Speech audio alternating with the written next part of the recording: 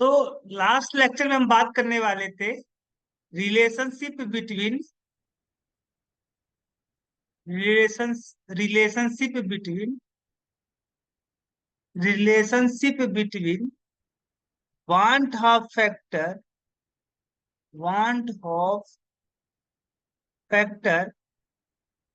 And degree of dissociation degree of dissociation. तो बात करते हैं। देखो, हमें क्या निकालना है, यहाँ पे हमें निकालना है वांट ऑफ फैक्टर यानी आई, और डिग्री ऑफ डिसोसिएशन का मतलब अल्फा। ठीक है, आई और अल्फा के बीच में रिलेशनशिप निकालना है। कैसे निकलेगा देखते हैं। देखो, जो आपने सॉल्यूट लिया था, उस सॉल्यूट क्या लिया था, ए एक्स बी वाई। ठीक है, और ये जब डिसोसिएट हो रहा था तो इस तरीके का डिसोसिएट हो रहा था, इस तरीके से, इस तरीके से डिसोसिएट हो रहा था। शुरुआत में मान लो कि इसके 1 मोल लिए थे आपने, और इसके तो डिसोसिएट ही नहीं हुआ था, तो 0 0 यहाँ पे कोई भी यहाँ पे पार्टिकल प्रेजेंट नहीं था, ना तो केटायन का ना तो एनायन का शुरुआत में। मान लो कि इसका जो डिग्री ऑफ डिसोसिएशन है इस इलेक्ट्रोलाइट का या इस सॉल्यूट का, वो कितना है, अल्फा है। तो अल्फा इक्वल टू आपको पता होता है number of mole of molecule which are dissociated divide by total number of mole initially taken. तो इनिशियली का आपने कितना लिया था, कितने मोल लिए थे आपने, 1 मोल लिया था। तो एक्स इक्वल टू अल्फा आया था। तो यहाँ पे अगर कितने मोल डिसोसिएट हो जाएंगे, तो एक्स इक्वल टू अल्फा, तो यहाँ पे अल्फा आप रखोगे तो यहाँ पे कितने आपको मिलेंगे, एक्स अल्फा, यहाँ पे कितने मिलेंगे, वाई अल्फा। तो total number of particle after dissociation, dissociation के बाद में कितने आपको पार्टिकल मिल रहे हैं, तो आपको मिलने वाले हैं 1 - अल्फा प्लस एक्स अल्फा और प्लस वाई अल्फा। ठीक है, ये आपका आया था। अब जो हमने वांट ऑफ फैक्टर को डिस्क्राइब किया था, वो कैसे किया था कि van't Hoff factor is the ratio of abnormal colligative property, abnormal colligative property divide by normal colligative property, normal colligative property. तो नॉर एबनॉर्मल एबनॉर्मल कोलिगेटिव प्रॉपर्टी किस पे डिपेंड करेगा, तो एबनॉर्मल कोलिगेटिव प्रॉपर्टी डिपेंड करेगा कि सॉल्यूशन में after dissociation या एसोसिएशन के बाद में कितने पार्टिकल प्रेजेंट है सॉल्यूशन में। तो कितने प्रेजेंट थे आपके, इतने प्रेजेंट थे। और नॉर्मल कोलिगेटिव प्रॉपर्टी डिपेंड करेगा कि अगर वो डिसोसिएट या एसोसिएट नहीं होता तो कितने पार्टिकल प्रेजेंट होते। तो एबनॉर्मल कोलिगेटिव प्रॉपर्टी किस पे डिपेंड करता है, कि नंबर ऑफ पार्टिकल पे। किस पे, नंबर ऑफ पार्टिकल पे, जो आफ्टर डिसोसिएशन एसोसिएशन, डिसोसिएशन या एसोसिएशन के बाद में सॉल्यूशन में प्रेजेंट है। तो यहाँ पे कितने नंबर ऑफ पार्टिकल प्रेजेंट है आफ्टर डिसोसिएशन, तो 1 - alpha plus x alpha plus Y alpha, और divide by normal colligative property किस पे डिपेंड करेगा, तो नॉर्मल कोलिगेटिव प्रॉपर्टी डिपेंड करेगा कि अगर जो सॉल्यूट है वो डिसोसिएट या एसोसिएट ना हो तो कितने पार्टिकल्स उस सॉल्यूट के प्रेजेंट होंगे सोल्यूशन में। तो अगर मान लो डिसोसिएट ना होता तो 1 मोल प्रेजेंट होते, तो यहाँ पे 1 लिखोगे। तो आई इक्वल टू कितना आया, 1 - alpha plus x alpha plus Y alpha. ठीक है, ये आपके होते। अब मुझे क्या निकालना है, मुझे निकालना है want Hoff factor and degree of dissociation का मतलब अल्फा, इन दोनों में रिलेशनशिप निकालना है। तो कैसे निकालोगे, आई इक्वल टू, यहाँ पे देखो आई है। अब मैं मान लो कि यहाँ पे 1 - अल्फा, अल्फा को मैं क्या कर लेता हूँ, कॉमन कर लेता हूँ, क्योंकि अल्फा यहाँ पर भी, अल्फा यहाँ पर भी, अल्फा यहाँ पर। तो क्या हो जाएगा आपका, 1 - एक्स - वाई, ये आएगा आपका। ठीक है, तो अल्फा इज देखो, अब क्या करो, i-1 इक्वल टू क्या होगा, माइनस अल्फा 1 - x - y। अब माइनस अल्फा इक्वल टू क्या होगा, i-1/1 - x - y। अब दोनों पक्षों में अगर आप क्या कर देते हो, यहाँ पे अगर मान लो आप नीचे से माइनस कॉमन ले लेते हो, i-1 यहाँ पे माइनस कॉमन ले लो तो आपका हो जाएगा, कॉमन लेने की आवश्यकता नहीं है, 1 मिनट, कॉमन लेने की आवश्यकता नहीं है। तो अगर हम यहां से calculate I alpha equal to calculate करोगे तो क्या होगा, 1 - देखो, अगर दोनों पक्षों में अगर मैं क्या करूं, यहाँ पे दोनों साइड में -1 से मल्टीप्लाई कर दूं, तो क्या बन जाएगा, अल्फा इक्वल टू 1 - i हो जाएगा, और डिवाइड बाई 1 - x - y। ठीक है, यही आने वाला है आपका, यही आएगा। अगर मैं कहूं कि यहाँ पे एक तरीके से और तरीके को लिख सकते हो, अल्फा इजकल टू 1 - अल्फा है ना, 1 - आई है, सॉरी 1 - आई। अगर मैं कहूं कि 1 - में कॉमन ले लेता हूं यहां से, तो क्या हो जाएगा, x+y। ठीक है, अगर मैं कहूं कि अल्फा इजकल टू, मैं इसको ऐसे भी लिख सकता हूं, यहाँ पे माइनस कॉमन ले लेता हूं, तो माइनस कॉमन लेने से क्या होगा, यहाँ पे ऊपर नीचे मैं -1 से मल्टीप्लाई कर देता हूँ, -1 - 1, तो क्या हो जाएगा, ये आपका हो जाएगा i-1 डिवाइड बाई x+y-1। ये आपका रिलेशनशिप आया। This is relationship between i, यानी van't Hoff factor, and degree of dissociation के बीच में यहाँ पे आपका ये रिलेशनशिप आया। तो x+y क्या है, तो x+y इक्वल टू एन, मान लो कितना है, n। वास्तव में x+y क्या है, तो आपका टोटल नंबर ऑफ आयन है, क्या है, total number of ion, number of ion, total number of ion obtained after, obtained after complete dissociation. Complete dissociation होने पे कितने आपके आयन आपको ऑब्टेन्ड होंगे, ए होगा आपका x+y।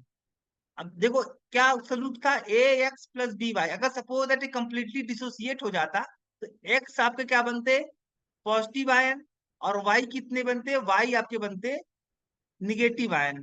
ठीक है, इस तरीके से तो कितने पार्टिकल आपको मिल रहे हैं, x+y, जब इसके इसका जब कंप्लीट डिसोसिएशन होगा तब। ठीक है, तो दिस इज रिलेशनशिप आप यहाँ पे आपका आ गया। अब बात करेंगे हम, अभी तक हमने बात किया था कि अगर सॉल्यूट आपका क्या हो, डिसोसिएट हो। अब बात करेंगे हम कि आपका सॉल्यूट जो हो वो सॉल्यूशन में एसोसिएट हो जाए। तो हमारा आज टॉपिक क्या होगा, association nature of solute, association association nature of solute in solution, in solution, यानी जो सॉल्यूट है वो सॉल्यूट एसोसिएट हो जाए सॉल्यूशन में। तो इस केस में अगर ऐसा होता है कि सॉल्यूट आपका सॉल्यूशन में एसोसिएट होने लगे, तो इस केस में वांट ऑफ फैक्टर क्या आएगा। Suppose let us consider, let us consider let us consider consider there is a solute, there is a solute A. मान लो कोई सॉल्यूट है आपका A, which undergo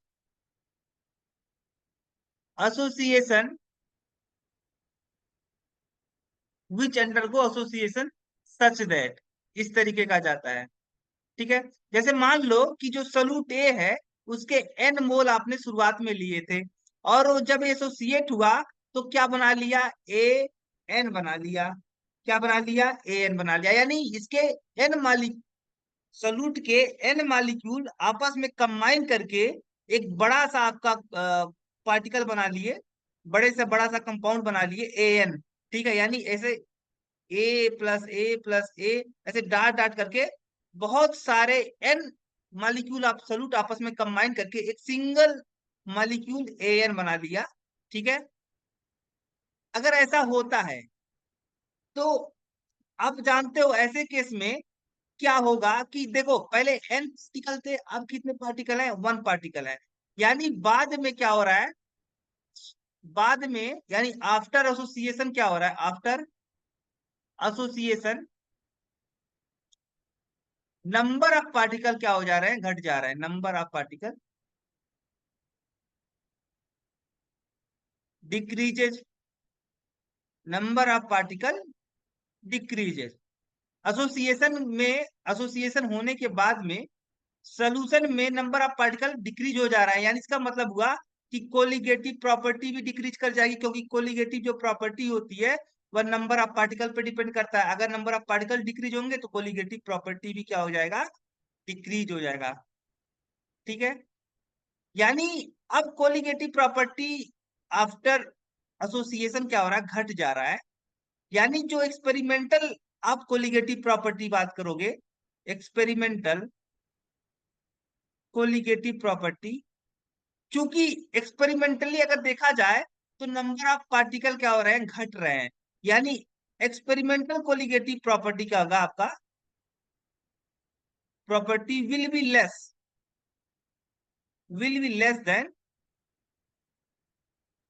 less than theoretical colligative property, theoretical theoretical theoretical colligative property. तो यहाँ पे क्या होने वाला आपका, कि जो एक्सपेरिमेंटल कोलिगेटिव प्रॉपर्टी आएगा इस केस में वो ज्यादा होगा, कम होगा देन थ्योरेटिकल कोलिगेटिव प्रॉपर्टी, क्योंकि थ्योरेटिकल कोलिगेटिव प्रॉपर्टी में आपने कंसीडर नहीं किया है कि सॉल्यूट क्या हो रहा है, एसोसिएट हो रहा है। ठीक है, तो अगर मैं बात करूंगा कि इस केस में एक्सपेरिमेंटल कोलिगेटिव प्रॉपर्टी क्या होगा, ज्यादा experimental colligative property, property will be less than theoretical colligative property, theoretical colligative property. अगर इन दोनों का अगर मान लो सपोज दैट आप इनका रेशियो लेते हो, एक्सपेरिमेंटल कोलिगेटिव प्रॉपर्टी और थ्योरेटिकल कोलिगेटिव प्रॉपर्टी का रेशियो लेते हो, तो क्या होगा आपका, यानी आई, आई की वैल्यू जानते हो आप क्या होता है, experimental colligative property, experimental colligative property और divide by theoretical, theoretical theoretical colligative property का रेशियो होता है। तो एक्सपेरिमेंटल कम है, थ्योरेटिकल ज्यादा है, यानी आई की वैल्यू कितनी आने वाली है, 1 से कम आएगी। आई की वैल्यू क्या आएगी, यानी वांट ऑफ फैक्टर क्या होगा, 1 से कम होगा। ठीक है, 1 से कम होगा आपका want Hoff factor, less than 1, 1 से कम होगा आपका क्या, वांट ऑफ फैक्टर। तो अगर मान लो अभी फिर से मैं यहाँ पे लिखता हूं कि आपने कितना शुरुआत में लिया था, एन मोल लिया था, और एन मोल लेने से यहाँ पे इस तरीके का एसोसिएशन हो रहा है, और यहाँ पे क्या बन रहे हैं, ए एन बन रहा है। यानी N molecule of solute A associate with each other and form में सिंगल मॉलिक्यूल ए एन। तो सपोज दैट देखो एन मॉलिक्यूल आपस में एसोसिएट होकर के एक सिंगल मॉलिक्यूल बना रहे हैं। तो let us consider you have taken 1 mole of solute A, क्या है, 1 मोल आपने सॉल्यूट ए लिया है। ठीक है, तो at time T equal to zero आप बात करोगे, जब आप time T equal to zero का मतलब हुआ कि आपने सॉल्यूट को सोल्यूशन में डिजोल्व नहीं किया है। तो अब इस ये तो तब जब सॉल्यूट को आपने डिजोल्व ही नहीं किया है सोल्यूशन में, तो एसोसिएशन का कोई सवाल ही नहीं बनता है, क्योंकि एसोसिएशन सोल्यूशन में हो रहा है। अभी सोल्यूशन में सॉल्यूट पहुंचा नहीं है, तो ये क्या होगा, जीरो होगा। अब क्या होगा जब ये एसोसिएट होगा, तो मान लो कि देखो इसका अगर डिग्री ऑफ एसोसिएशन की बात कर रहे हो, degree of association, degree of association, तो क्या होगा degree of association, degree of association को आप अल्फा से अगर रिप्रेजेंट कर रहे हो, तो number of molecule which undergo association, which undergo association, और divide by total number of molecule which undergo association, which undergo association. तो अल्फा इजकल टू क्या आएगा, number of molecule which undergo association. Association में कितने molecule आपके जा रहे हैं। तो मान लो एक्स मॉलिक्यूल आपके एसोसिएशन में जा रहे हैं, ठीक है, यानी एक्स मॉलिक्यूल एसोसिएट हो रहे हैं। टोटल कितना आपने लिया था, तो 1 लिया था, तो एक्स इजकल टू क्या आएगा आपका, अल्फा आएगा। एक्स इजकल टू क्या आएगा, अल्फा। तो मान लो कि इसके एक्स मॉलिक्यूल मतलब अल्फा मॉलिक्यूल आपके एसोसिएट होंगे, क्योंकि जिस तरीके से कंडीशन बन रहा है उसमें, उस कंडीशन में क्या आ रहा है कि number of molecule which undergo associated वो कितना है, एक्स है, और एक्स इजकल टू अल्फा आ रहा है। तो अल्फा मॉलिक्यूल मान लो इसे एसोसिएट हो गए। तो देखो एन जब मॉलिक्यूल एसोसिएट हो रहे हैं तो एक मॉलिक्यूल बन रहा है। इसी तरीके से अगर 1 मॉलिक्यूल एसोसिएट होंगे तो कितना बनेगा आपका, 1/n बनेगा। अगर अल्फा मॉलिक्यूल एसोसिएट होंगे तो क्या बनेगा, अल्फा बाई एन मॉलिक्यूल बनेंगे। तो यहाँ पे क्या आएगा, अल्फा बाई एन आएगा। तो अगर आप बात करोगे total number of molecule after association, after association equal to कितना आएगा, यहाँ पे तो कितना मिल रहा है आपको, कितने मॉलिक्यूल बन रहे हैं, तो 1 - अल्फा टोटल। टोटल में आपका ए भी प्रेजेंट है, ए भी प्रेजेंट है, ठीक है, प्लस अल्फा बाई एन, ठीक है, इतने हैं। और टोटल एक्चुअल में इतने ही पार्टिकल प्रेजेंट होंगे सोल्यूशन में। और अगर आप बात करोगे एब नॉर्मल कोलिगेटिव प्रॉपर्टी की, एब नॉर्मल कोलिगेटिव प्रॉपर्टी, एब नॉर्मल कोलिगेटिव प्रॉपर्टी की बात करोगे तो जानते हो अब किस पे डिपेंड करता है, number of particle after association. Actual में एक्सपेरिमेंटल जो अब क्वालिटेटिव प्रॉपर्टी आएगी वो किस बात पे डिपेंड करेगी कि सोल्यूशन में कितने पार्टिकल प्रेजेंट है आफ्टर एसोसिएशन, यानी एक किसके प्रोपोर्शनल होगा, 1 - alpha plus alpha by N, ठीक है। और अगर हम नॉर्मल कोलिगेटिव प्रॉपर्टी की बात करोगे तो नॉर्मल कोलिगेटिव प्रॉपर्टी किस पे डिपेंड करेगा, तो नॉर्मल कोलिगेटिव प्रॉपर्टी आपका डिपेंड करेगा कि कितने number of particle before association, before association, before association कितने पार्टिकल थे, तो 1 थे। तो अगर आप यहाँ पे एक रेशियो लोगे एब नॉर्मल कोलिगेटिव प्रॉपर्टी का, एब नॉर्मल कोलिगेटिव प्रॉपर्टी और कोलिगेटिव प्रॉपर्टी का, कोलिगेट नॉर्मल कोलिगेटिव प्रॉपर्टी का रेशियो लोगे, एब नॉर्मल कोलिगेटिव प्रॉपर्टी और नॉर्मल कोलिगेटिव प्रॉपर्टी का रेशियो लोगे तो कितना आएगा आपका, आई के इक्वल आएगा, यही बॉन्ड ऑफ फैक्टर था।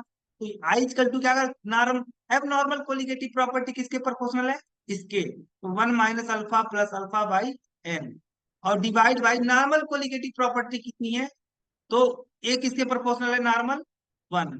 तो आई की वैल्यू यहाँ पे क्या निकल के आई, 1 - alpha plus alpha by N. तो दिस इज आपका एक रिलेशनशिप निकला एसोसिएशन के केस में बिटवीन आई एंड अल्फा, ठीक है।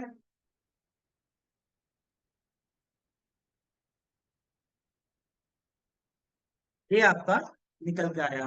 एसोसिएशन के लिए आपको याद रखना पड़ेगा कि आई की वैल्यू हमेशा क्या होती है, 1 से।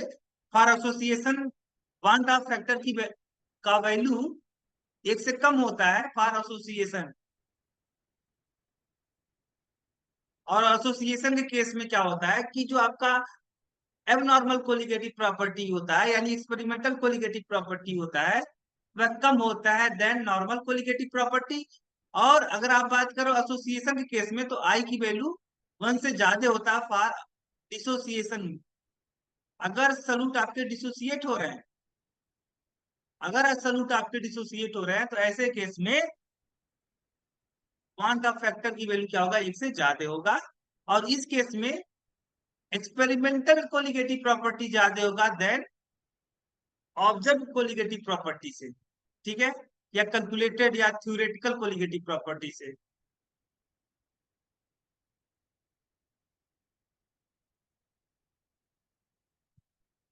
तो अभी तक जितना हमने डिस्कशन किया उससे बात साफ साफ पता चलता है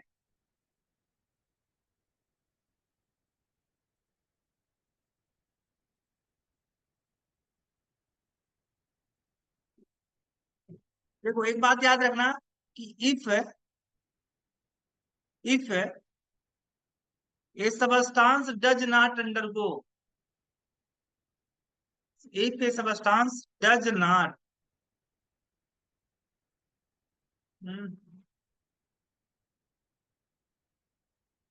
चलो ठीक है, if A substance does not undergo association और डिसोसिएशन, एसोसिएशन और डिसोसिएशन,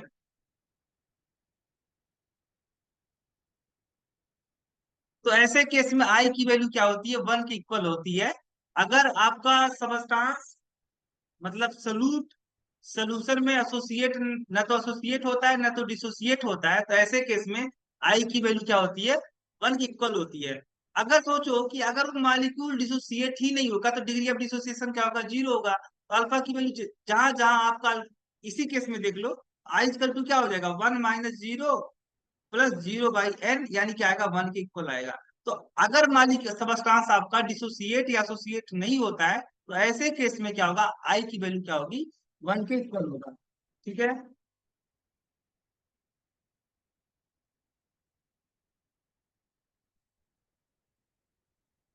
अच्छा, कुछ लोग सोचते हैं कि बॉइलिंग पॉइंट हो गया, फ्रीजिंग पॉइंट हो गया और वेपर प्रेशर हो गया, ये आपकी कोलिगेटिव प्रॉपर्टी होते हैं, लोग ऐसा सोचते हैं। लेकिन बॉइलिंग पॉइंट हो गया, फ्रीजिंग पॉइंट हो गया, वेपर प्रेशर हो गया, तो these are not colligative property, these are not colligative property, एक कोलिगेटिव प्रॉपर्टी नहीं है, ठीक है। कोलिगेटिव प्रॉपर्टी क्या है, तो बॉइलिंग पॉइंट कोलिगेटिव प्रॉपर्टी नहीं है। Elevation in boiling point, elevation in boiling point यानी delta T B, this is colligative property. Freezing point आपका कोलिगेटिव प्रॉपर्टी नहीं होता है। डिप्रेशन इन फ्रीजिंग पॉइंट क्या आपका होता है, कोलिगेटिव प्रॉपर्टी होता है। डिप्रेशन इन फ्रीजिंग पॉइंट ये आपका होता है कोलिगेटिव प्रॉपर्टी। और वेपर प्रेशर नहीं आपका होता है colligative property. Relative lowering in vapour pressure, relative lowering in vapour pressure ये आपका होता है कोलिगेटिव प्रॉपर्टी, ठीक है। अब कुछ हम यहाँ पे, अब अब डिस्कशन से हमें पता चल गया है, ऊपर वाले जितना भी हमने डिस्कशन किया उससे पता चल गया है कि यहाँ पे हमें क्या करना पड़ेगा, फार्मूलाज को जो हमें, इससे पहले वाला जो फार्मूला मेरे को पता था उस फार्मूलाज में मुझे कुछ मॉडिफिकेशन करना पड़ेगा। जैसे हमें पता था कि ऑस्मोटिक प्रेशर इक्वल टू क्या होता है, CST, और relative lowering in vapour pressure क्या पता था आपको, वो इक्वल होता है मोल फ्रैक्शन ऑफ सॉल्यूट के। और क्या पता था आपको, इलिवेशन इन बॉइलिंग पॉइंट किसकी इक्वल था, तो 1000 into K B into small W upon small M into capital W. और क्या पता था आपको, डिप्रेशन इन फ्रीजिंग पॉइंट किसके इक्वल था, तो 1000 into K F into small W upon small M into capital W, ठीक है। ये सारी चीजें आपकी थी। अब अभी तक हमने जो डिस्कशन किया उससे पता चला कि जो हमारे पास पहले फार्मूला था उसमें मुझे फार्मूले में क्या करना पड़ेगा, कुछ मॉडिफिकेशन करना पड़ेगा। तो हर एक फार्मूले में हम क्या करते हैं, वांट ऑफ फैक्टर आई को मल्टीप्लाई कर देते हैं, ठीक है। तो आपका क्या फार्मूला बनेगा, यहाँ पे आई का मल्टीप्लाई कर दोगे तो ICST बन जाएगा, ठीक है। सेम तरीके से आप बात करोगे, यहाँ पे आपको आई का मल्टीप्लाई करना पड़ेगा, यहाँ पर भी आपको आई का मल्टीप्लाई करना पड़ेगा, ठीक है। और साथ ही साथ अगर आप बात करोगे तो यहां पर भी आपका आई मल्टीप्लाई करना पड़ेगा। तो ए मॉडिफाइड आपका इक्वेशन आया for calculating different type of colligative property. This is modified colligative, this is modified formulas for calculating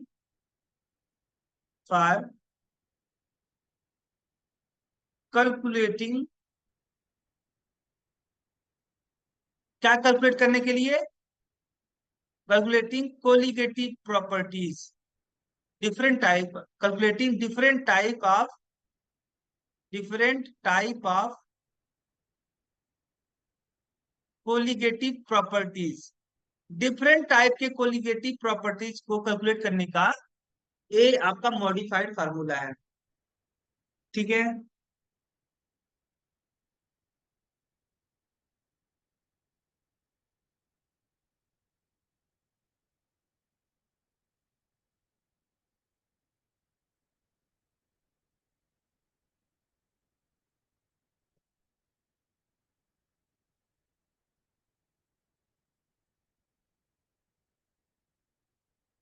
एक क्वेश्चन लगाते हैं।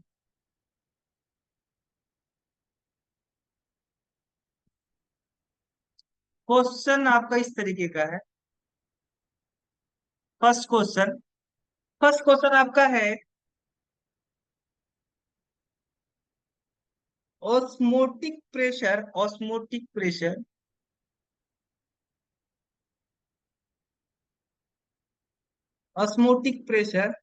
ऑफ 7.45 ग्राम पर litre solution of KCl at 300 Kelvin, ठीक है, was found to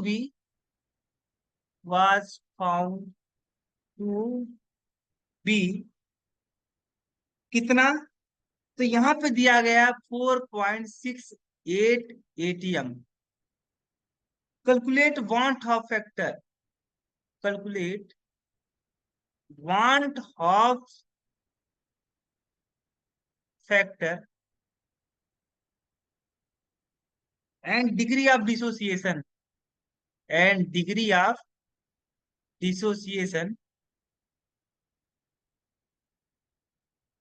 of KCl, potassium chloride.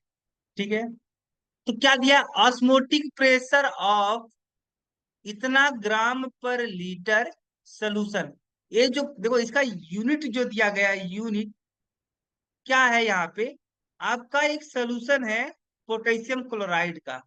ठीक है, potassium chloride का एक सोल्यूशन है, और इस सोल्यूशन का जो ऑस्मोटिक प्रेशर आ रहा है 300 केल्विन पे, कितना आ रहा है? इतना आ रहा है।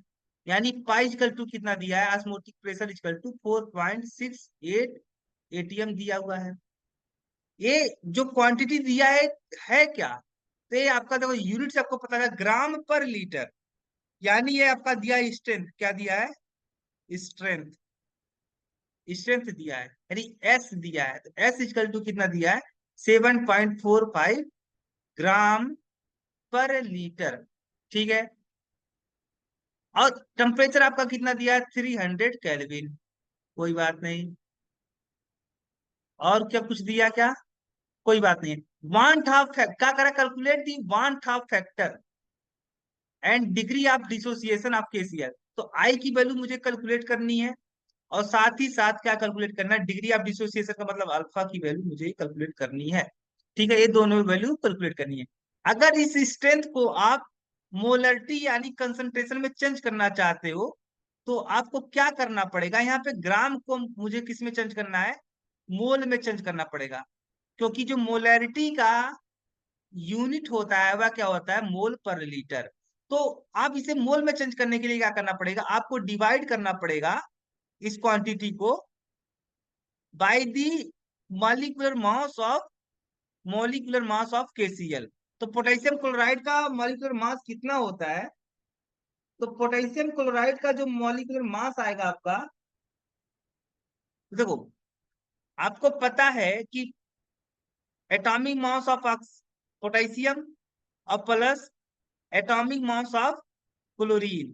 तो पोटेशियम का कितना होता है? तो पोटेशियम का 39 होता है शायद, और प्लस क्लोराइड का, क्लोरीन का कितना होता है एटॉमिक मास? तो 35.5 होता है। तो अगर दोनों को ऐड करोगे तो कितना आएगा आपका? 79, 35, 35, 70, 70 का 74, हाँ, 74.5 आएगा, या करेक्ट? तो कितना आ रहा है? 74.5 आएगा। तो एक क्या किस में चेंज हो जाएगा? मोल पर लीटर।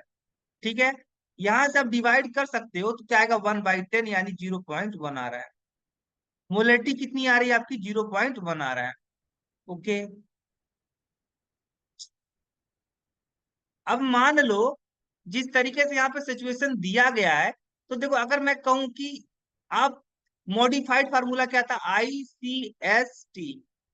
ठीक है, I = CST। अब इस केस में आई की वैल्यू आपको कैलकुलेट करनी है, तो I = क्या होगा भाई? π/CST। ठीक है, तो पाई की वैल्यू कितना दिया था? 4.68 ATM, और डिवाइड बाई कंसंट्रेशन कितना है? 0.1 है, मोल पर लीटर। यूनिट आप साथ साथ रखते चले जाइए। और एस की वैल्यू क्या है यहाँ पे रखी जाएगी? 0.0821 लीटर ATM पर मोल और पर केल्विन। और टेम्परेचर कितना रखा जा रहा है? तो 300 केल्विन। ठीक है, ये रखा जा रहा है 300 केल्विन। तो केल्विन से केल्विन आपका कैंसिल आउट हो गया, मोल से मोल कैंसिल आउट हो गया, लीटर यहाँ पे पर लीटर कैंसिल आउट हो गया, एटीएम था, एटीएम कैंसिल आउट हो गया। तो यहाँ पे कितना आएगा? अगर मैं इसको कहूँ कि 1/10, मैं इसी को सपोज 1/10 कर देता, तो 10 ऊपर चला जाता, क्या बन जाता? 46.8 ऊपर बन जाता। यहाँ नीचे क्या आएगा? 0.0821 इंटू 300 आएगा। ठीक है,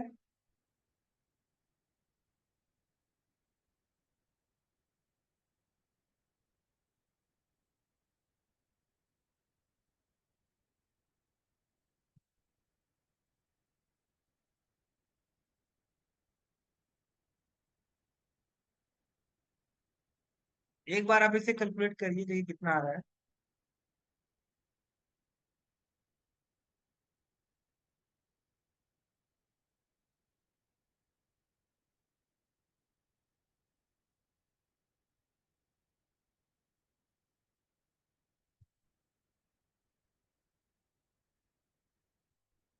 1.90 आ रहा है। तो यहाँ पे क्या निकलेगा? 1.90, यानी वांट ऑफ फैक्टर इस केस में कितना आया? 1.90। अब इसके साथ ही साथ कुछ और भी कैलकुलेट करने को बोल रहा है, डिग्री ऑफ डिसोसिएशन अल्फा की वैल्यू। चलो, ये भी देख लेते हैं भाई। तो आपको वैसे तो अगर एक रिलेशनशिप हमने निकाला था कि relationship between want Hoff factor and alpha, तो एक डेरिवेशन हमने किया था, शायद आपको अभी मैं दिखा देता हूँ, ऊपर ही होगा कहीं। वैसे मैं, मुझे याद है क्या, I = आया था आपका I-1/n-1 आया था। n क्या था? Total number of ion after complete dissociation. ठीक है, ए वैल्यू आई थी। अगर नहीं विश्वास हो तो मैं ऊपर दिखा देता हूँ। अगर मान लो फार्मूला भी अब आप भूल गए हो, तो भी आप तुरंत कैलकुलेट कर सकते हो, तुरंत। देखो, ए, इसकी जगह पे मैंने क्या रखा था? एन रखा था, तो क्या आ गया था? I-1/n-1। ठीक है, अगर सपोज नहीं भी आता तो कोई दिक्कत नहीं है, वैसे तुरंत भी हो जाता, लेकिन थोड़ा सा समय लगता। अभी मैं तुरंत करके दिखा भी दूंगा।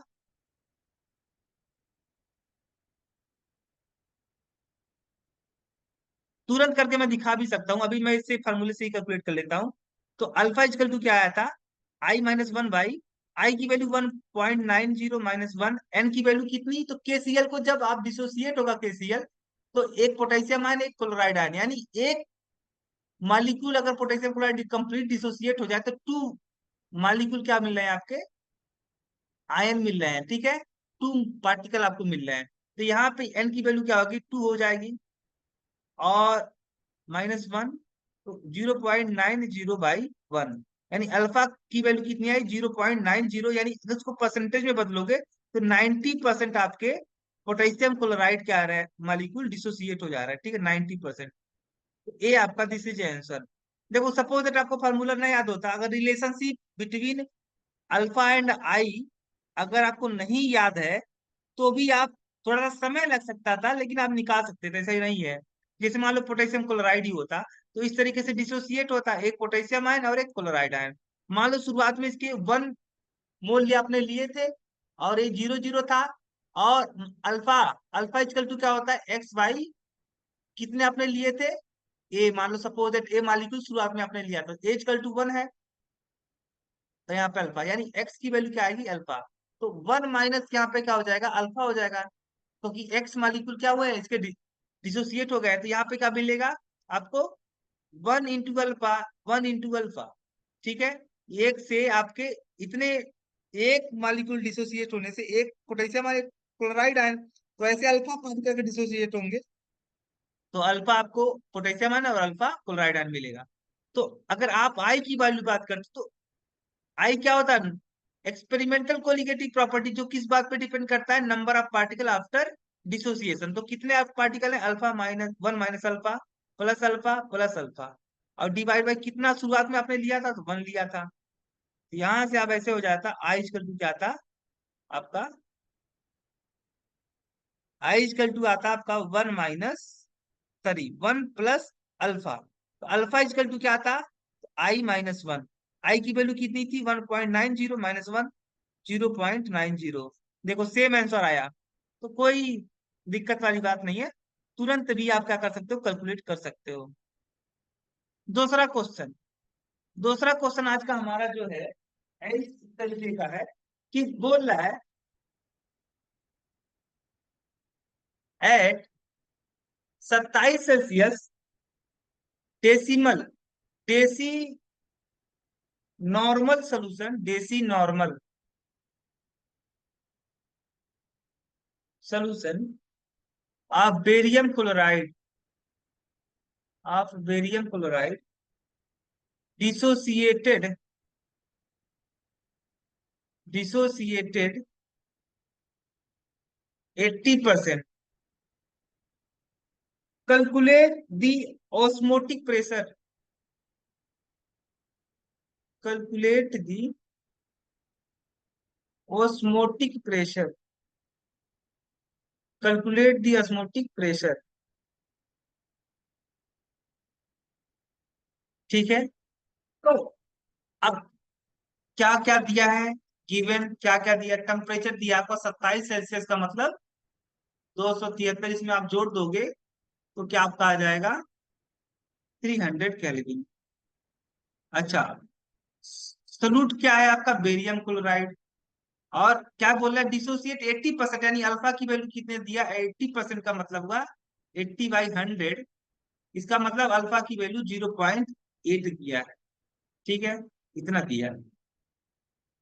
ओके, ऑस्मोटिक प्रेशर मुझे कैलकुलेट करने को बोल रहा है, तो आपको पता है जो मॉडिफाइड फार्मूला निकल के आया था, वो ICST निकल के आया था। तो यहाँ पे आप सारी वैल्यू पुटअप करो, आई की वैल्यू कितनी होगी यहाँ पे, अब देखो, आप जानते हो एक रिलेशनशिप किसी किसके बीच में, i and alpha, i and alpha के बीच में एक रिलेशनशिप आप जानते हो, कि अल्फा इक्वल टू क्या था, तो I-1/n-1, यही था। जब आपका सॉल्यूट क्या हो रहा था, जब सॉल्यूट आपका डिसोसिएट हो रहा था, तब एक था आपका, तो अल्फा की वैल्यू कितनी आएगी, आई, आई की वैल्यू कितनी है, 0.80 - 1 और डिवाइड बाई एन क्या आएगा?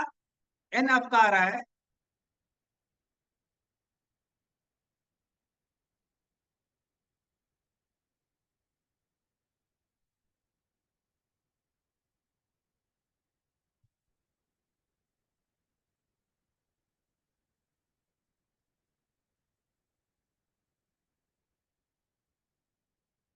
सॉरी, अल्फा इजकल टू क्या था आपका? I - 1। आई तो मुझे कैलकुलेट करना है जी अभी यहाँ। सॉरी, अभी देखो ना लगाएंगे तो हम यही फार्मूले, यही हम लगाएंगे। तो यहाँ पे अल्फा की वैल्यू कितना दिया है? 0.80 दिया है। आई की वैल्यू मुझे कैलकुलेट करनी है। एन की वैल्यू क्या होगी? Number of particle obtained after complete dissociation. तो कितने पार्टिकल मिलेंगे आपको आफ्टर डिसोसिएशन? तो 3 पार्टिकल आपको मिलेंगे आफ्टर डिसोसिएशन। तो एन की वैल्यू क्या है? 3 है, -1। आई की वैल्यू क्या आने वाली है यहाँ पे? आई की वैल्यू आएगी आपकी I - 1 इक्वल टू 0.80 × 2, इतना आएगा। आई की वैल्यू कितनी आएगी? 1 + 1.6 आएगा, यानी 2.6 आपका आई की वैल्यू आने वाली है। तो आई इक्वल टू 2.6 रख दो। कंसंट्रेशन अब क्या दिया है? देसी नॉर्मल। देसी नॉर्मल का मतलब हुआ जो सोल्यूशन है उस सोल्यूशन की नॉर्मलिटी कितनी है? तो 1/10 है। अब आपको पता होना चाहिए कि क्या, कि small M in capital M into small M equal to कितना होता है? तो कैपिटल एन इंटू कितना होता है आपका? ई के इक्वल होता है, ठीक है। कैपिटल एम क्या है? तो मोलर टी। स्मॉल एम क्या है? तो मॉलिक्यूलर मास। और कैपिटल एन है तो क्या है? नॉर्मलिटी है। और स्मॉल ई क्या है? तो वैलेंसी है, ठीक है। Capital M into small M. अब देखो capital N, what is capital N? तो आपकी नॉर्मलिटी हो गई। ई क्या है? Equivalent weight. क्या है? Equivalent, equivalent wait.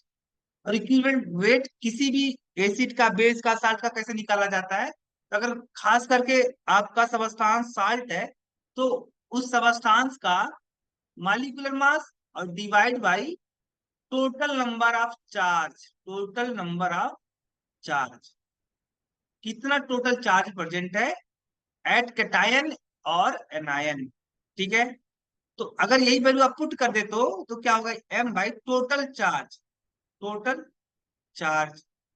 तो यहाँ पे क्या आने वाला है? स्मॉल एम से स्मॉल एम कट जाएगा और यहाँ पे एन इक्वल टू क्या आएगा आपका?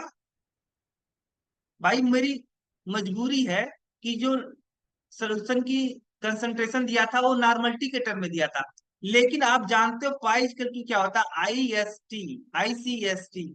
मुझे जो कंसंट्रेशन रखना है वो मोलरिटी के टर्म में रखना है, ठीक है। तो इसलिए मैं मोलरिटी में से चेंज करने का प्रयास कर रहा हूँ। तो कैपिटल एन इक्वल टू क्या आएगा? कैपिटल एम इक्वल टू क्या आने वाला है? Capital M equal to capital N by total number of charge, ठीक है। तो क्या था? Barium chloride. बेरियम क्लोराइड को जब आप डिसोसिएट करोगे तो दो पॉजिटिव चार्ज और दो क्लोराइड आयन पे, यानी टोटल चार्ज ऑन कैटायन कितना आ रहा है? 2 आ रहा है। और टोटल चार्ज ऑन एनायन कितना आ रहा है आपको? टोटल तो 2 निगेटिव चार्ज आ रहा है, ठीक है। यानी टोटल चार्ज कितना होने वाला है? यहाँ पे 2 होने वाला है। एन की वैल्यू कितनी थी? 0.1 और डिवाइड बाई टोटल चार्ज 2 था, तो यहां से कितना आएगा? 1/20 भी आ सकता है आपका, 1/20। तो यहाँ पे आप वैल्यू, सारी वैल्यू पुटअप करो और आंसर आप ले लीजिए। तो कितना आएगा? सी की वैल्यू यानी मोलरिटी की वैल्यू 1/20 इंटू एस की वैल्यू।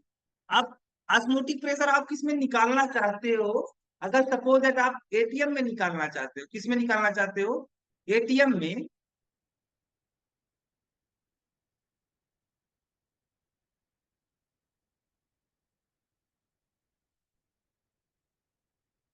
अगर आप एटीएम में निकालना चाहते हो तो आपको क्या रखना पड़ेगा? 0.0821। और टेम्परेचर कितना दिया था, तो 300 केल्विन। यहाँ से जीरो कट गया, एक 15 आएगा, ठीक है। और यहाँ पे टोटल कितना आएगा, मल्टीप्लाई कर लो एक बार ना, एक बार आप मल्टीप्लाई करो।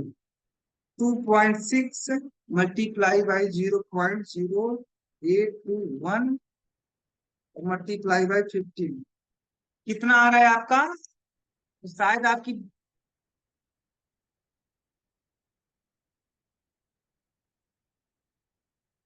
3.2 आ रहा है। इसका मतलब जो हमने आंसर निकाला वो क्या है, सही है। ठीक है, दिस इज योर आंसर। तो नेक्स्ट लेक्चर में बात करेंगे कुछ और भी प्रॉब्लम को लेकर के। अब सारा चैप्टर हमारा कंप्लीट हो गया है, हर टॉपिक हो गए। अब हम जो भी नेक्स्ट हमारा लेक्चर होगा, जो नेक्स्ट क्लासेस हमारे होंगे, वो उसमें हम केवल क्वेश्चन के बारे में डिस्कशन करेंगे, न्यूमेरिकल प्रॉब्लम पे डिस्कशन करेंगे। तो थैंक यू आज के लिए।